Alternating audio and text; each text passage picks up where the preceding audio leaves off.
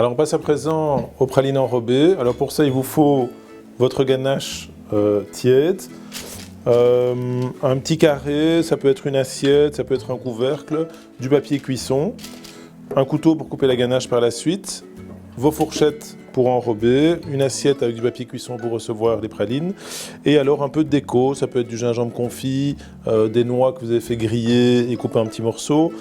Ici on a des petites baies rouges qui sont très jolies, ou même du gruau de cacao. Alors en premier lieu, je vais remplir mon récipient et je vais verser ma ganache dedans. Voilà, de manière bien homogène. Voilà, ça c'est fait. Alors maintenant, je vais la laisser refroidir au frigo environ 12 heures. Donc il faut vraiment qu'elle soit bien ferme pour pouvoir être découpée facilement. Et après ça, on peut l'enrober. Ma ganache est maintenant bien ferme. Voilà. Je la sors de son petit papier.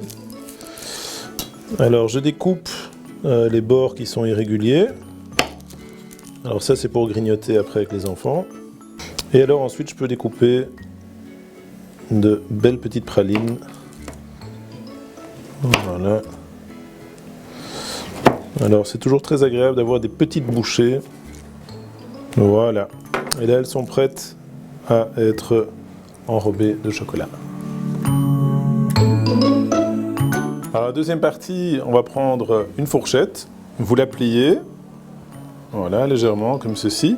Prenez une deuxième fourchette pour la deuxième partie de l'opération et vous allez enrober les ganaches ou les pralinés dans le chocolat. Donc vous l'enfoncez bien dans le chocolat, vous repassez au-dessus avec la fourchette, voilà.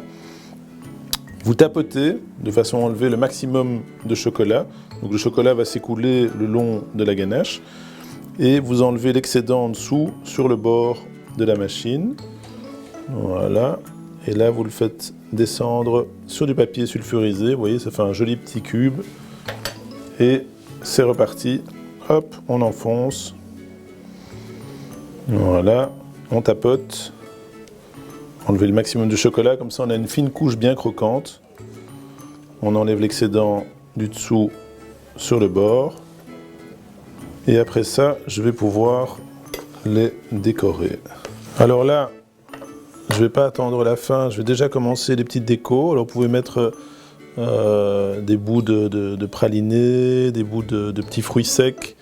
Là on a des petites baies rouges, ici on a du gingembre. Alors il faut vraiment se dépêcher parce qu'une fois que le chocolat est durci, là, on ne sait plus rien rajouter. On peut aussi faire une petite déco. Tant qu'on a le chocolat liquide sur la fourchette, on peut faire par exemple des petites piques comme ceci. C'est très joli. Voilà. Et ensuite, ça part de nouveau au frigo.